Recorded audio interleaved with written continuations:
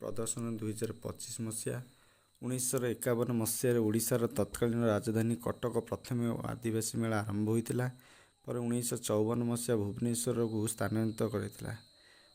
2010 ମସିହା ଠାରୁ ଓଡ଼ିଶାର ସରକାର ଲୋକପ୍ରିୟତାକୁ ଦୃଷ୍ଟିରେ ରଖି ମେଳା ଅବଧିକୁ 7 ଦିନରୁ 15 ଦିନ ପର୍ଯ୍ୟନ୍ତ କରାଯାଇଥିଲା।